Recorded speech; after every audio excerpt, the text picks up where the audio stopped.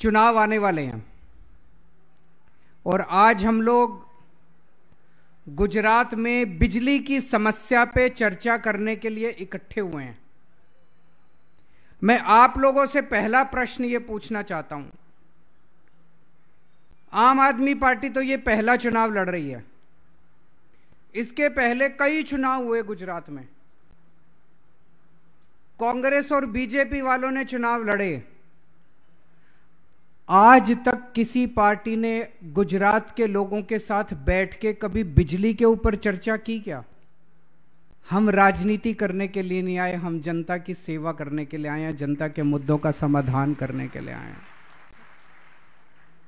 और ये आज मैं कॉन्फिडेंस के साथ कह सकता हूं, अगर मैं ये बात, मेरा पहला चुनाव होता और मैं कहता कि हम तो जनता के मुद्दों पे चल, आप कहते कि केजरीवाल भी नेता बन गया, केजरीवाल भी ऐसी बातें करता है, चुनाव के बाद तो कुछ करना नहीं है।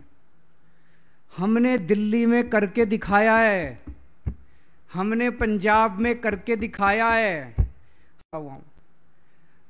तो जब वो घर घर जाते हैं, लोगों से बात करते हैं, वो कहानियां भेजते हैं मेरे को, दिल रो पड़ता है लोगों के दुख सुन के।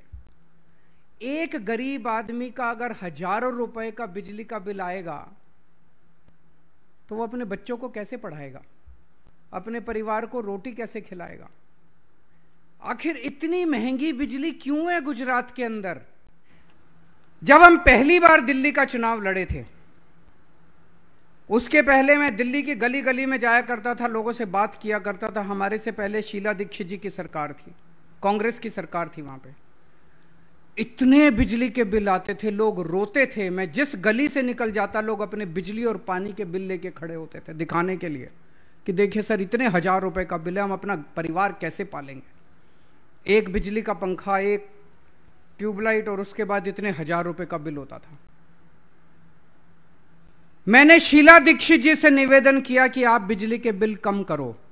उस टाइम हम फ्री बिजली की बात नहीं करते थे, हमने कहा कि ये बिजली आपने बहुत महंगी कर रखी है, बिजली के बिल कम करो। डॉक्टर कहते हैं कि अगर शुगर का मरीज 3-4 घंटे अगर भूखा रह जाए तो उसकी शुगर गिर जाती है और उसकी मौत हो सकती है।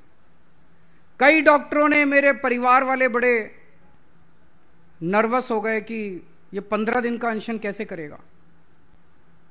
लेकिन जाको राखे साइया, मार सके ना पर। मैंने 15 दिन का अनशन किया, केवल पानी पिया और आज आपके सामने जिंदा खड़ा हूं। जब आप सत्य के रास्ते पे चलते हैं, जब आप लोगों के लिए निस्वार्थ भाव से काम करते हैं, तो फिर ऊपर वाला आपका साथ देता है। 15 दिन में भूखे रहा। दिल्ली में लगभग 15 लाख लोगों ने साइन करके दिए कि बिजली के बिल कम होने चाहिए। जब शीला दीक्षित जी नहीं मानी तो लोगों ने फिर कहा कि केजरीवाल जी आप चुनाव लड़िए। अब ये शीला दीक्षित मानने वाले नहीं है, इसको हराएंगे हम। आप आइए और आप खुद बिजली के बिल कम करिए। हम चुनाव लड़े, लोगों का भरोसा था। पहली सरकार हमारी केवल 49 दिन की। उन्होंने कहा केजरीवाल जी अब पूरी ताकत दे दी। अब हमने अगली बार आने के बाद बिजली फ्री कर दी उनकी, आधी रेट नहीं के बिजली फ्री कर दी उनके। अब अगर मैं केवल बिजली फ्री करता और दिल्ली में पावर कट लगते तो लोग कहते हैं यार ये बिजली क्या फ्री कर दी तुमने, पावर कट लग रहे हैं, बिजली चाहिए हमको, पहले बिजली दो।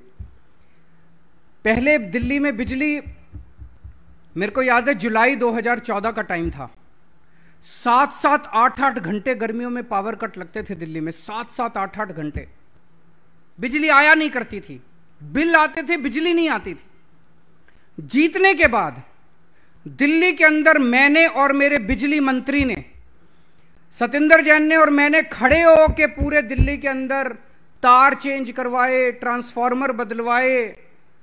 और दोस्तों आज दिल्ली के अंदर 24 घंटे बिजली आती है, पावर कट नहीं लगते और फ्री में बिजली आती है।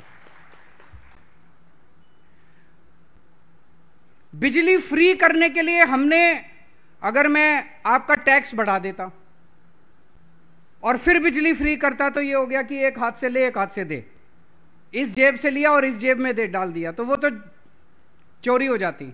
अगर आपके में बिजली फ्री करने के लिए लोन लेता, सरकार को कर्जे में डुबो देता, तो गलत बात थी।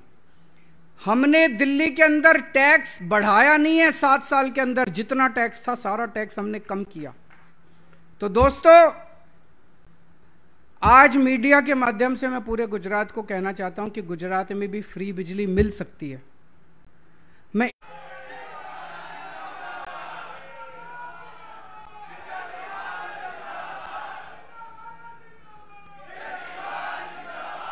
गुजरात की बिजली की समस्या का समाधान लेके आऊंगा। गुजरात को सब लोग मिलकर गुजरात का विकास करेंगे। गांधी और सरदार पटेल के सपनों का गुजरात मिलके बनाएंगे। बहुत बहुत शुक्रिया।